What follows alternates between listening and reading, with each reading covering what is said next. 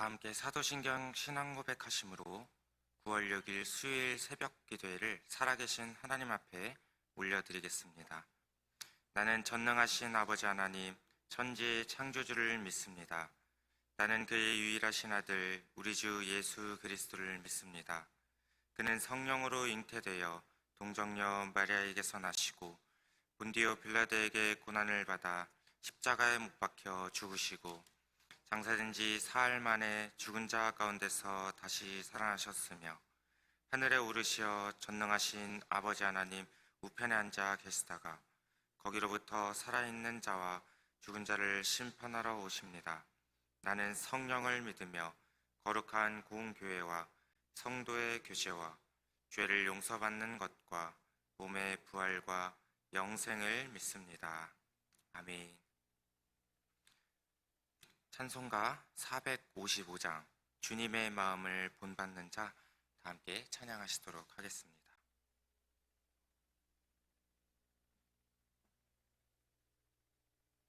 찬송가 455장입니다.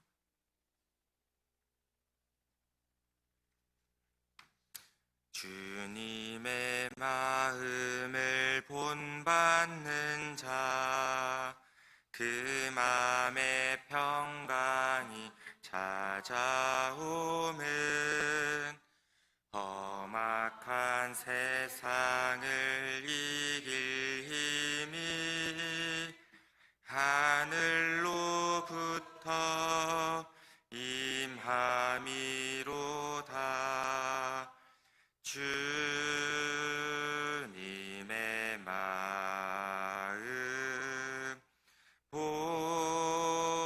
본받아 살면서 그 거룩하심 나도 이루리. 주 모습 내 눈에 안 보이며 그 음성 내 귀에 안 들려도 내 영혼 날마다 주를 만나 신령한 말씀 늘 배우도다. 주님의 마음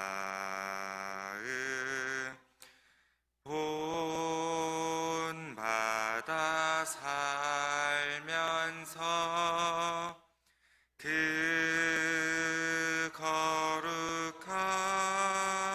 거룩하심 나도 이루리. 가는 길 거칠고 험하여도 내 맘에 불평이 없어지는 십자가 고난을 이겨내신 주님의 마음 본받음이라. 주님의 마음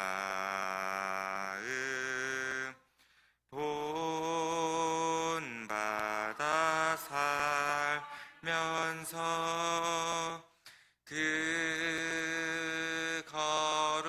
거룩하심 나도 이루리.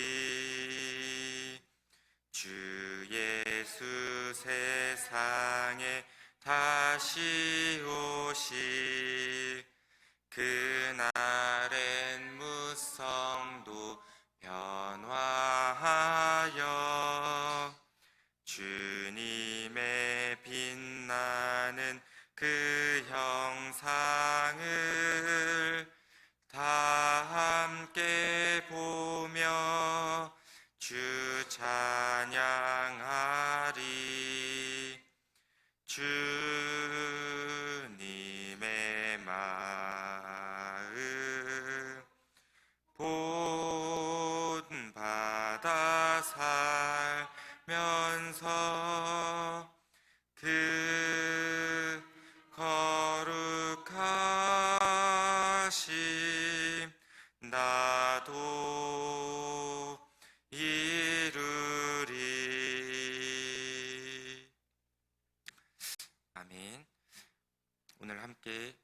나누실 하나님 말씀은 히브리서 2장 1절부터 18절까지의 말씀입니다.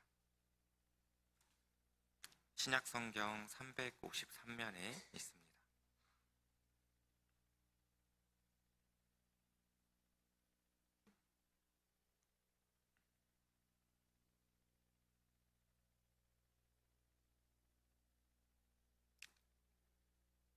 다 찾으신 줄 알고 한 목소리로 합독하도록 하겠습니다. 시작. 그러므로 우리는 들은 것에 더욱 유념함으로 우리가 흘러 떠내려가지 않도록 함이 마땅하니라. 천사들을 통하여 하신 말씀이 견고하게 되어 모든 범죄함과 순종하지 아니함이 공정한 보응을 받았거든. 우리가 이같이 큰 구원을 등한히 여기면 어찌 그 보응을 피하리요. 이 구원은 처음에 주로 말씀하신 바요 들은 자들이 우리에게 확증한 바니 하나님도 표적과 기사들과 여러 가지 능력과 및 자기의 뜻을 따라 성령이 나누어 주신 것으로서 그들과 함께 증언하셨느니라. 하나님이 우리가 말하는 바 장차 올 세상을 천사들에게 복종하게 하심이 아니니라. 그러나 누구인가가 어디에서 증언하여 이르되 사람이 무엇이기에 주께서 그를 생각하시며 인자가 무엇이기에 주께서 그를 돌보시나이까. 그를 잠시 동안 천사보다 못하게 하시며 영광과 존귀로 관을 씌우시며 만물을 그 발 아래에 복종하게 하셨느니라 하였으니 만물로 그에게 복종하게 하셨은즉 복종하지 않은 것이 하나도 없어야 하겠으나 지금 우리가 만물이 아직 그에게 복종하고 있는 것을 보지 못하고 오직 우리가 천사들보다 잠시 동안 못하게 하심을 입은 자 곧 죽음의 고난 받으심으로 말미암아 영광과 존귀로 관을 쓰신 예수를 보니 이를 행하심은 하나님의 은혜로 말미암아 모든 사람을 위하여 죽음을 맛보려 하심이라. 그러므로 만물이 그를 위하여 또한 그로 말미암은 이가 많은 아이들을 이끌어 영광에 들어가게 하시는 일에 그들의 구원의 창시자를 고난을 통하여 온전하게 하심이 합당하도다. 거룩하게 하시는 이와 거룩하게 함을 입은 자들이 다 한 근원에서 난지라. 그러므로 형제라 부르시기를 부끄러워하지 아니하시고 이르시되 내가 주의 이름을 내 형제들에게 선포하고 내가 주를 교회 중에서 찬송하리라 하셨으며 또 다시 내가 그를 의지하리라 하시고 또 다시 볼지어다 나와 및 하나님께서 내게 주신 자녀라 하셨으니 자녀들은 혈과 육에 속하였음에 그도 또한 같은 모양으로 혈과 육을 함께 지니심은 죽음을 통하여 죽음의 세력을 잡은 자 곧 마귀를 멸하시며 또 죽기를 무서워함으로 한평생 매여 종노릇 하는 모든 자들을 놓아주려 하심이니 이는 확실히 천사들을 붙들어 주려 하심이 아니요 오직 아브라함의 자손을 붙들어 주려 하심이라. 그러므로 그가 범사의 형제들과 같이 되심이 마땅하도다. 이는 하나님의 일에 자비하고 신실한 대제사장이 되어 백성의 죄를 속량하려 하심이라. 그가 시험을 받아 고난을 당하셨은즉 시험 받는 자들을 능히 도우실 수 있느니라. 아멘.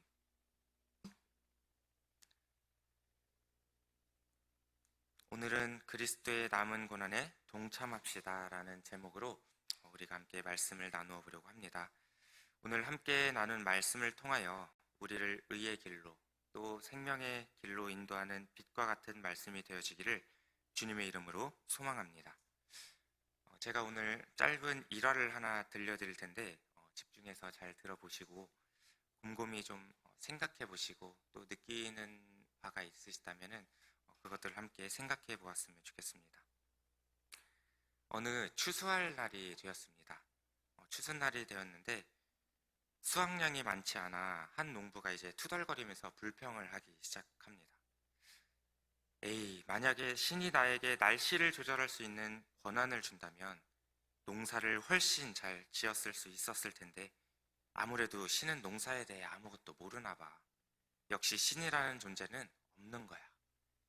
이렇게 농부가 불평불만을 하며 투덜투덜 대고 있었습니다. 그러자 신이 농부에게 말했습니다. 너의 불평을 잘 들었다.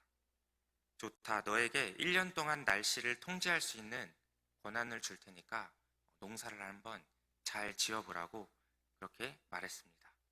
그래서 농부는 신이 나서 이제 그 신에게 요구를 한 거죠. 네, 신이시여, 그러면 지금 당장 햇빛이 필요하니까 저에게 햇빛을 주세요. 그러자 즉시 태양이 나타나서 햇빛을 쬐기 시작했습니다. 얼마 후에 이제 또 농부가 부탁을 하기 시작합니다. 신이시여, 이제는 물이 필요합니다. 그러니까 저에게 비를 뿌려주세요. 하면서 비를 달라고 하니까 이제 또 바로 비를 내려 주셨습니다. 그렇게 1년 동안 적당한 시기에 태양이 햇빛을 비추고 또 비가 내려서 이제 벼가 막 자라기 시작하는데 이제껏 본 적 없이 크고 또 많이 벼가 자라나기 시작했습니다. 마침내 추수할 때가 되어서 농부는 낯을 들고 이제 벼를 베러 농사 짓는 곳에 현장에 나갔습니다. 그런데 이상하게도 벼에는 알맹이는 없고 속이 텅텅 빈 쭉정이만 매달려 있었던 것이었습니다. 그래서 어느 날 이제 신이 내려와서 이제 농부에게 물었습니다. 이제 수확할 때가 다가왔는데 수확량은 어떠한가? 이렇게 물었더니 농부가 이렇게 대답했습니다. 신이시여, 농사가 아주 형편이 없습니다. 너무 형편이 없어요. 그러자 신이 다시 농부에게 물었습니다. 아니, 햇빛을 달라 해서 햇빛을 주고 비를 달라 해서 비를 주었는데 날씨를 조절한 것은 네가 한 것이 아니었니? 모든 것이 너가 원하는 대로 되었을 텐데 왜 수확량이 그렇게 없다는 것이야? 그러자 이제 농부가 대답했습니다. 물론 그렇게 했었는데 그래서 제가 더 기가 막히다는 겁니다. 비를 원하면 비를 내렸고 햇빛을 원하면 햇빛을 때에 맞게 주었는데 이상하게도 결과는 쭉정이 뿐이었습니다. 그러자 이제 신이 농부에게 말했습니다. 하지만 너는 바람을 원하지 않았잖아. 뿌리를 튼튼하게 하고 저항력을 길러주는 것도 생각하면서 벼농사를 지었어야 됐는데 바람이 뿌리를 튼튼하게 하고 열매를 건실하게 맺게 해주는 것이 바로 바람인데 그에 대한 대비를 하지 못한 것이 바로 네가 풍성한 수확을 얻지 못한 이유다 라고 이렇게 말했다고 합니다. 여러분, 이 짧은 일화를 통해서 우리가 생각해보고 우리가 깨달을 수 있는 사실이 무엇이 있을까요? 조금 전에 들려드린 이 일화는 각자 우리 한 사람 한 사람에게 또 다른 깨달음과 다른 것을 느끼게 해주는 이야기라고 생각을 합니다. 우리는 일반적으로 어떤 일을 할 때나 무엇을 할 때 쉽게 또 편하게 내가 하고 싶은 것을 하면서 그렇게 하기를 원합니다. 이 세상에 그 어떤 누구도 내가 힘들게 고통받아가면서 어렵게 스트레스 받아가면서 또 인내하고 참아가면서 감당하고 싶어 하지 않습니다. 그것이 다만 세상의 일, 직장 생활이나 사회 생활을 넘어서 우리가 신앙생활을 하고 있는 주님의 몸된 교회, 또 헌신을 필요로 하고 또 주님의 일을 하는 것뿐만이 아니라 전도와 주님께서 우리에게 이 땅 가운데 맡겨주신 사명에도 동일하게 적용된다고 생각을 합니다. 이렇게 우리가 살아가는 세상 가운데서는 쉽게 편하게 라고 하는 이 문화가 점점 더 저희 젊은 밑에 세대까지도 지금 그렇게 퍼져나가고 있는 세상을 살아가고 있는데 이렇게 편하게 쉽게 하고자 하는 이 세상의 문화는 사실 성경적이라고 할 수 없고 또 하나님이 기뻐하시는 일은 아니라고 저는 생각을 합니다. 만약에 하나님께서 기뻐하시는 일이었다고 한다면 하나님께서 우리 인간의 구원도 편하게 받게 하시지 우리가 이 땅 가운데 신앙생활을 하는 것도 편하게 신앙생활을 하게 하시지 왜 이렇게 고난 가운데 우리를 두셨고 양을 이리로 이리때에 보냄과 같이 이렇게 우리의 삶을 고달프게 하셨을까? 그리고 굳이 이 땅 가운데 독생자 외아들 예수 그리스도를 십자가에 죽이시기까지 그렇게 하셨을까에 대해서 우리가 단 한 번이라도 깊이 묵상하고 생각해 보았다면 왜 그런지 우리가 성경을 통해서 알 수 있다라는 말씀입니다.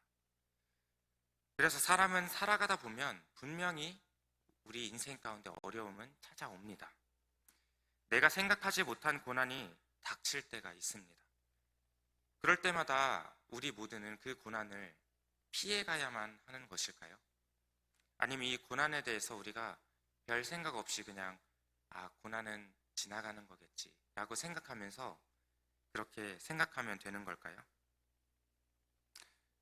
우리는 고난을 통해 더 단단하게 건실하게 세워져야 한다라는 것이 오늘 말씀의 결론을 먼저 말씀을 드립니다. 마치 제가 처음에 1화에서 말씀드렸듯이 이 벼가 잘 자라기 위해서는 분명히 물과 빛이 필요합니다. 하지만 바람을 통해서 분명히 그런 견뎌야 하는 벼처럼 우리도 인생 가운데 풍파와 바람이 분명히 불 것인데 그것을 견뎌내야만이 쭉정이만 남아있는 것이 아니라 바로 그 안에 알맹이도 같이 자라날 수 있다는 것입니다. 그리고 그것을 선택하는 것은 우리 자신, 본인의 몫이라는 거죠. 오늘 말씀을 통해서 우리 모두가 쉽고 편안하게 아무런 어려움 없이 순탄한 길로 가고 싶겠지만 그것은 하나님께서 그저 우리에게 바라시는 그런 길이 아니라 오히려 남들이 가지 않으려고 하는 좁은 문, 또 힘들고 협착하여서 그 어렵고 좁은 길, 그 길이 고난의 길이지만 그 길을 통해 그리스도의 영광이 드러나고 우리를 향하신 하나님의 사랑과 구원의 은혜가 주어진다는 사실을 오늘 말씀을 통해서 깨닫는 복된 시간이 되시기를 소망합니다. 그래서 우리 인생 가운데 거센 풍파와 고난이 찾아왔을지라도 이 세상 가운데 주님이 맡겨주신 사명을 우리가 끝까지 참고 인내할 때에 그리하여서 주님 다시 오시는 그날까지 잘 감당해내시는 우리 지산교회 모든 성도님들이 되시기를 주님의 이름으로 소망합니다. 어제 함께 나누었던 히브리서 1장의 말씀을 혹시 조금이라도 기억하시나요? 예수 그리스도는 하나님의 아들이시잖아요. 여기서 우리가 모르는 성도님들은 아무도 없으실 것입니다. 하나님과 동등한 권세와 능력과 지위를 가지고 있으셨기 때문에 천사보다 우월하다라고 말씀하고 있습니다. 그때 당시 종교의 수많은 압제와 핍박과 박해로 인해서 믿는 자들이 힘들게 신앙생활을 유지해 왔다.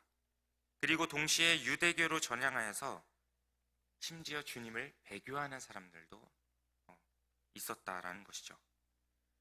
그렇게 이야기하면서 2장에 들어와서 도입부에서 이 히브리서 기자가 경고의 메시지를 전하기 시작합니다. 일반적으로 우리 사람들이 아무런 문제가 없는데 경고를 주거나 책망하는 일을 보신 적 있으신가요?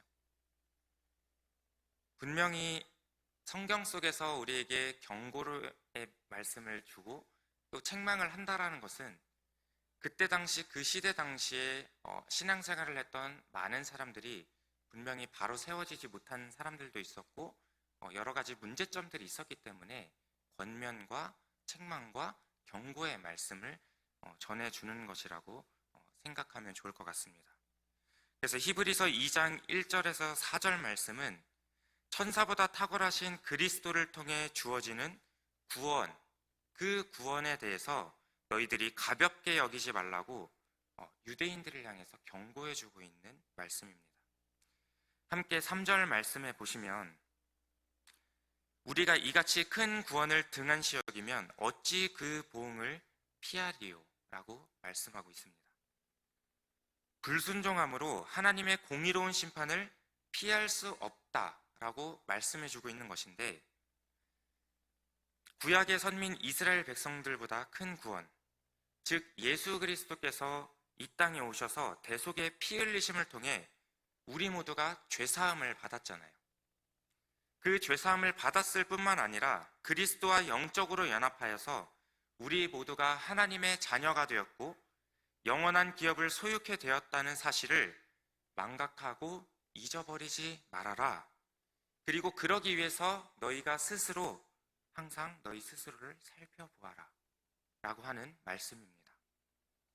그리고 나서 그 뒤에 이어서 5절부터 18절 후반절의 말씀에 뭐라고 말씀을 하냐면,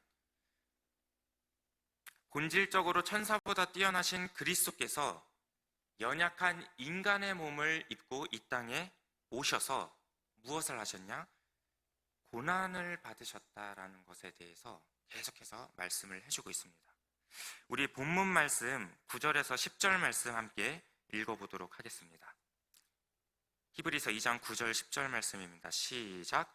오직 우리가 천사들보다 잠시 동안 못하게 하심을 입은 자 곧 죽음의 고난 받으심으로 말미암아 영광과 존귀로 관을 쓰신 예수를 보니 이를 행하심은 하나님의 은혜로 말미암아 모든 사람을 위하여 죽음을 맛보려 하심이라.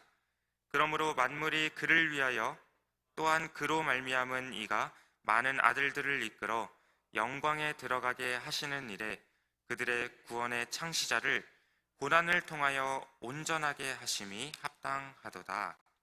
아멘. 히브리서 기자는 그리스도가 성육신하시고 또 고난을 받으시고 죽으신 것은 자기 백성을 구원하시기 위한 분명한 목적을 가지고 그렇게 하셨다라고 말씀하고 있습니다. 그리고 그리스도에 대해서는 천사보다 잠시 동안 못하게 하셨다라고 아주 잠깐 그렇게 비하를 하고 있습니다. 그런데 이 히브리서 기자가 그리스도에 대해서 천사보다 잠깐 못한 자다라고 이야기한 것은 그리스도에 대해서 영원히 비하한 것이 아니라 어떠한 목적과 이유를 가지고 이렇게 기록을 해놓은 거거든요. 그래서 영원한 비하가 아니라 아주 잠깐 동안 내가 비하를 하는데 그것을 논리적으로 증명하기 위해서 그 뒤에 이어서 말씀해주고 있는 것이 있는데요. 당시 유대인들이 성육신하셔서 이 땅에 예수 그리스도가 오셨잖아요.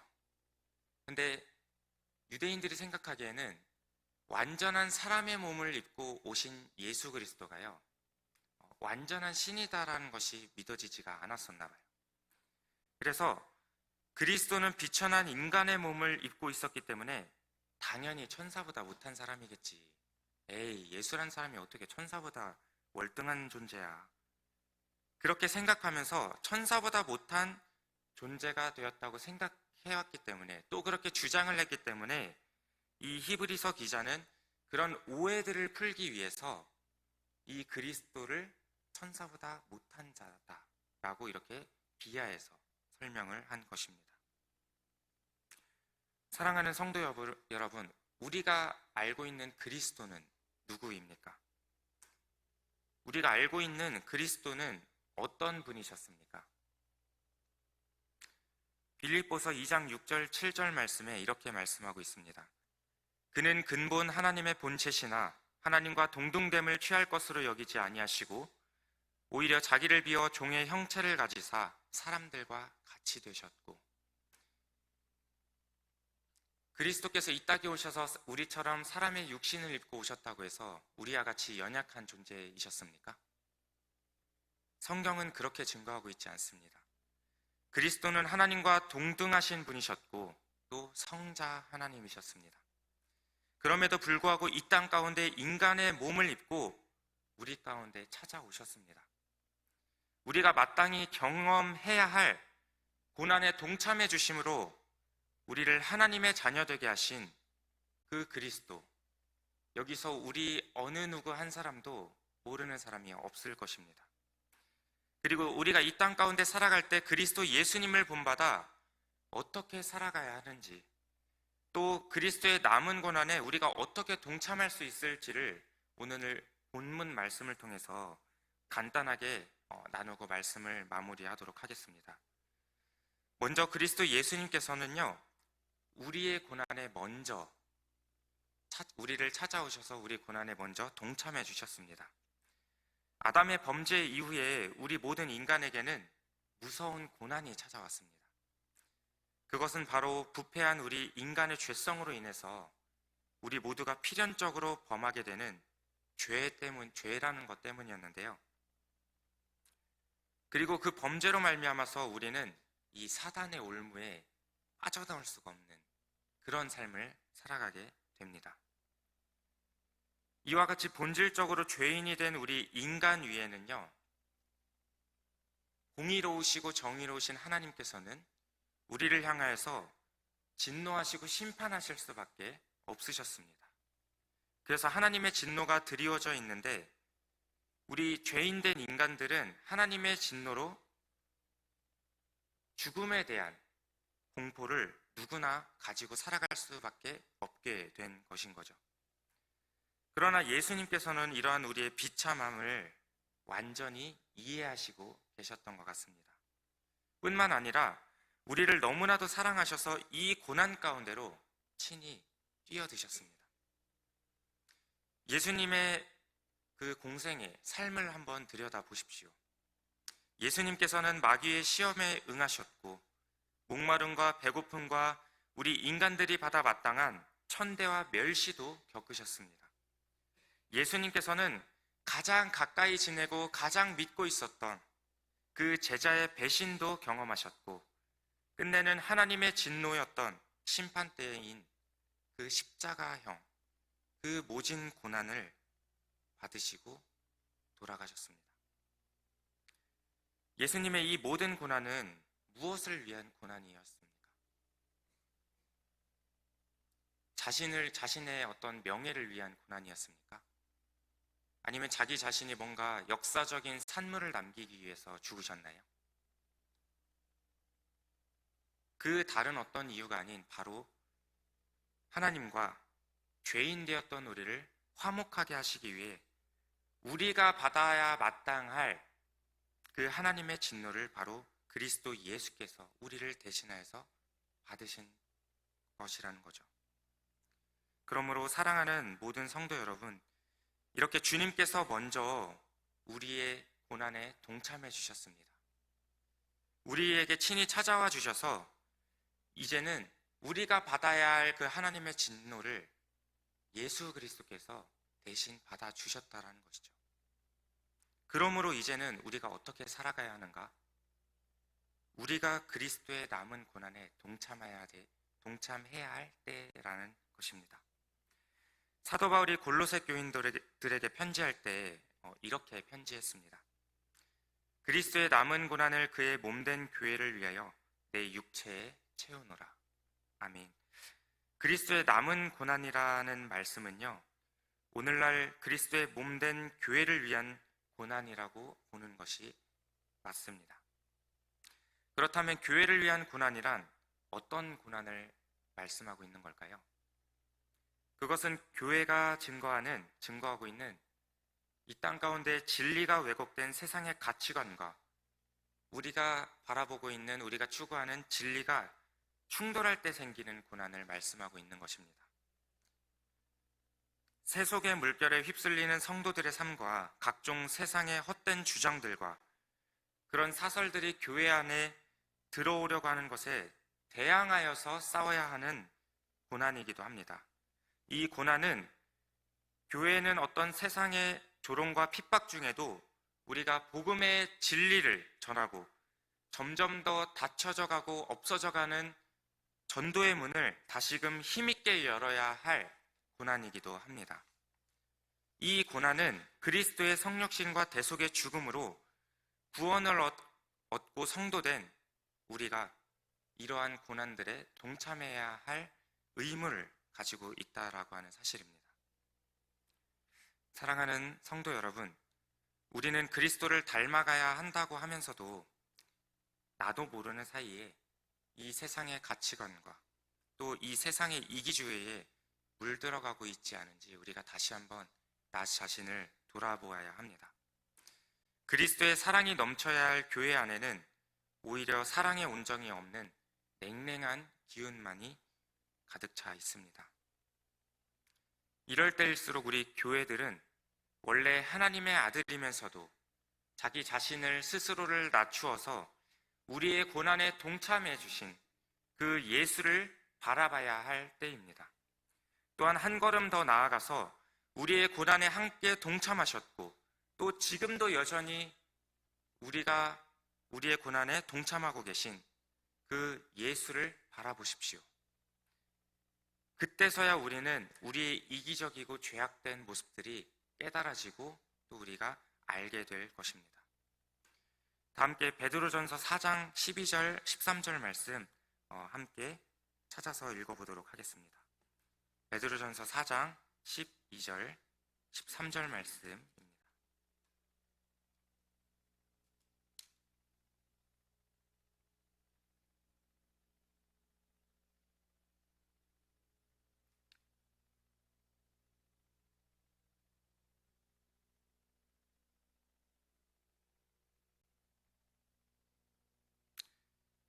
함께 읽겠습니다.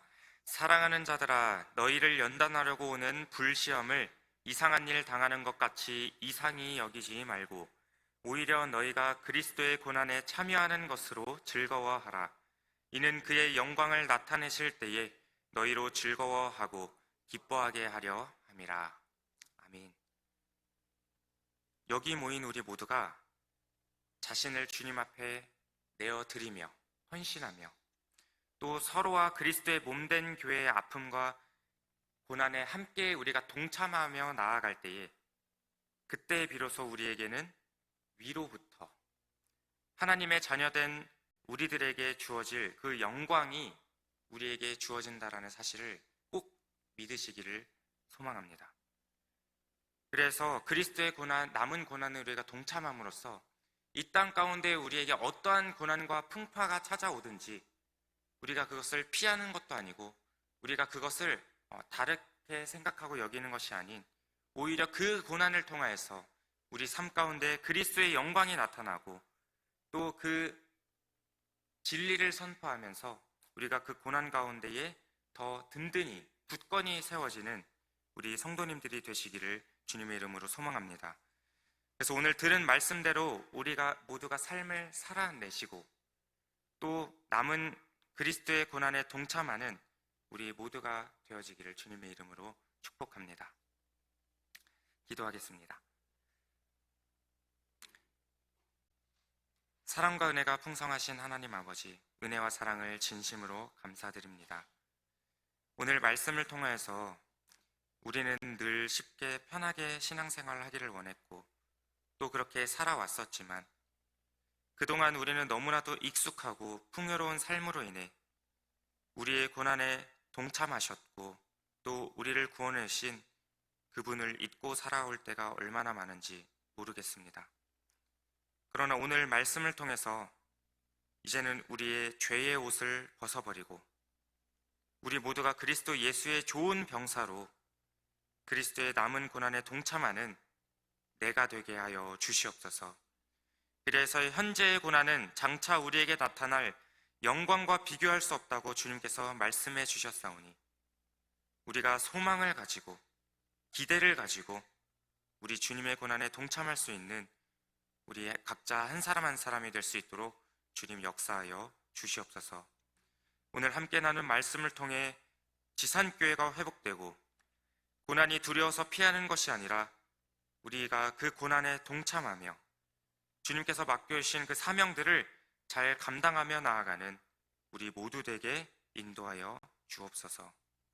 이 모든 말씀 우리를 죄에서 권하신 예수 그리스도의 이름으로 간절히 기도드렸습니다. 아멘. 하늘에 계신 우리 아버지, 아버지의 이름을 거룩하게 하시며 아버지의 나라가 오게 하시며 아버지의 뜻이 하늘에서와 같이 땅에서도 이루어지게 하소서. 오늘 우리에게 일용할 양식을 주시고 우리가 우리에게 잘못한 사람을 용서하여 준 것 같이 우리 죄를 용서하여 주시고 우리를 시험에 빠지지 않게 하시고 악에서 구하소서. 나라와 권능과 영광이 영원히 아버지의 것입니다. 아멘. 네, 오늘은 수요일입니다. 수요일은 선교사님들을 위해서 기도하는 날인데요. 정말로 이 선교의 현장 또 전도의 현장이 영적 전투가 심하다라고 저는 생각을 합니다. 그래서 우리 지산교회가 또 우리 모든 성도님들이 한마음 한뜻으로 우리가 섬기고 또 지금 현장에서 고군분투하고 계신 선교사님들을 위해서 우리가 중보해야 될 줄 믿습니다. 우리가 힘써 기도할 때 그 선교의 현장 가운데에서 우리는 직접 보지 못하고 알지 못하나 그곳 가운데 하나님께서 선하게 우리의 기도에 응답해 주실 줄 믿습니다. 그리고 또 선교사님들 이후에 이제 선교 현장에서 사역할 동역자들이 부족하다고 우리가 지난번에 선교사님의 간증을 들었었는데, 그래서 좋은 동역자들도 붙여주시도록 함께 기도해 주셨으면 좋겠고요. 또 물권, 영권, 또 부족함 없이 하나님의 채우심으로 말미암아 선교의 현장이 풍성해질 수 있도록, 또 영역 간의 강건함으로 하나님 함께 해주시도록 기도해 주셨으면 좋겠습니다. 또한 오늘 저녁에 수요 예배가 예정되어져 있는데 또 현장에서 또 각자의 자리에서 우리가 또 하나님께 예배로 영광 올려드리는 귀하고 복된 날 되기를 주님의 이름으로 소망합니다. 또 지금 현재 다임 목사님께서 출타 중에 계신데, 목사님께서도 아무 탈 없이 또 아무런 문제 없이 무사히 잘 복귀하실 수 있도록 함께 기도해 주셨으면 좋겠습니다. 우리 함께 자유롭게 또 각자 가지고 나오신 기도 제목을 가지고 함께 기도하시도록 하겠습니다. 주여 한번 부르시고 기도합니다. 주여, 고맙고 사랑이 많으신 아버지 하나님, 은혜와 사랑을 감사드립니다. 하나님, 오늘 이 시간에도 주님 우리를 이 새벽을 깨우게 하시고 이 아침 주님 앞에 나와서 우리가 함께 말씀을 통하여서 하나님 주님께서 깨닫게 하신 것들 있게 하시니 감사합니다. 하나님, 오늘 말씀을 통하여서 우리가 그리스도의 남은 고난에 동참할 수 있도록 주님께서 우리에게 믿음을